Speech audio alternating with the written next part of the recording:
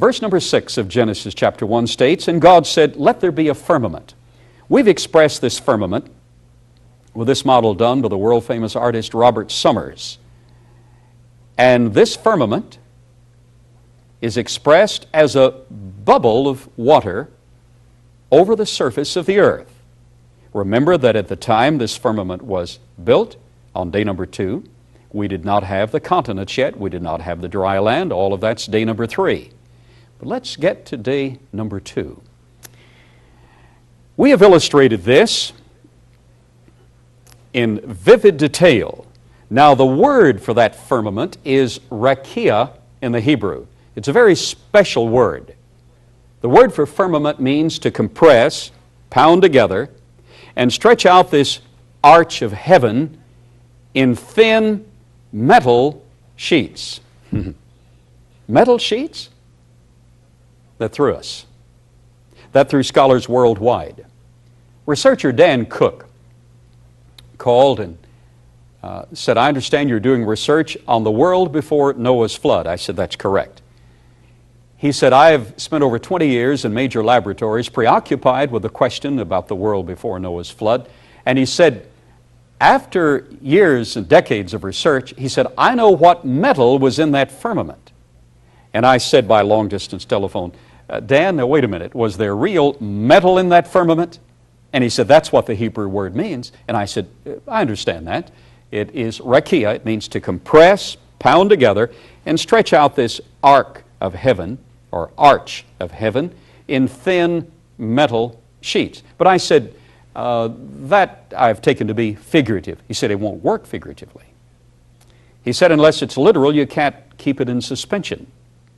Won't work figuratively." I said, "All right, I'm listening." I said, "No, wait a minute, you've got a problem.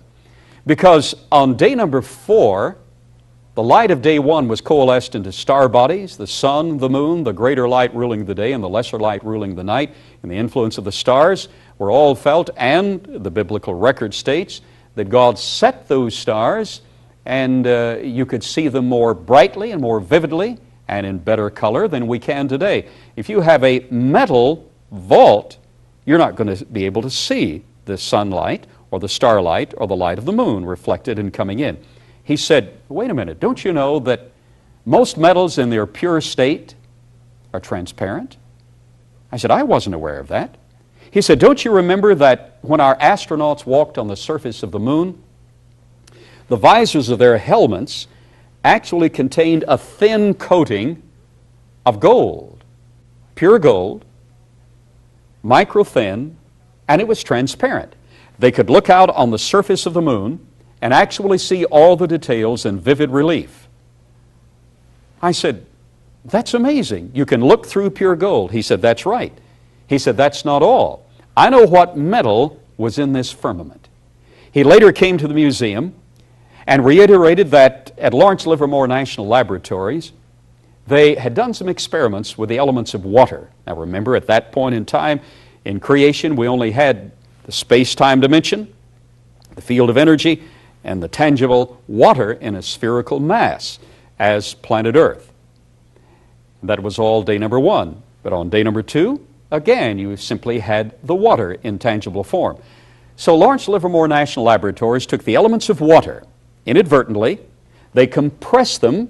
Now remember, the word rāqîa means to compress and pound together. They compressed them and added energy. The water molecules of oxygen simply turned blue. But when they got to the hydrogen, they found a very special thing.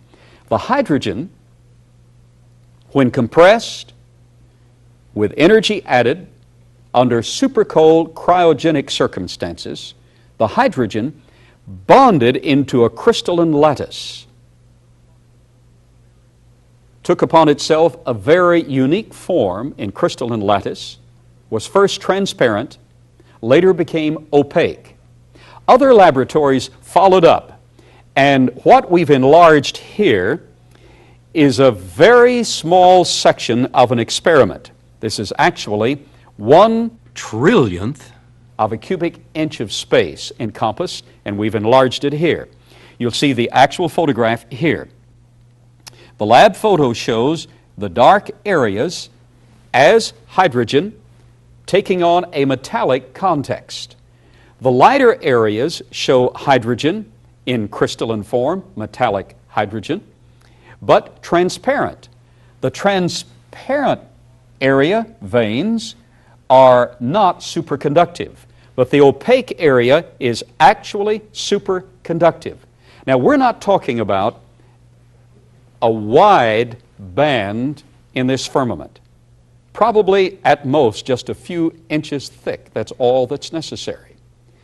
And superconductivity is a very special phenomenon.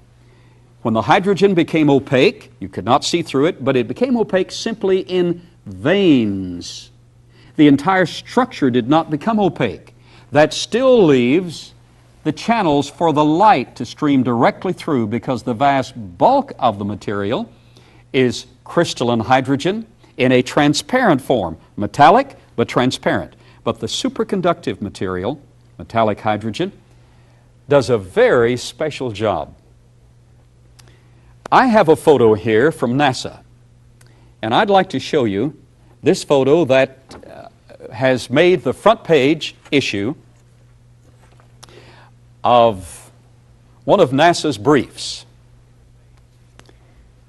Here is a superconductive material at fingertip. Here is a magnet. And remember, the Earth has a magnetic field. The Earth is one giant magnet. Here you have the magnet suspended above the superconductive material, or you can do it the other way with no difficulty. It'll hang at the bottom, or the superconductive material will suspend above the magnet. Now that's amazing.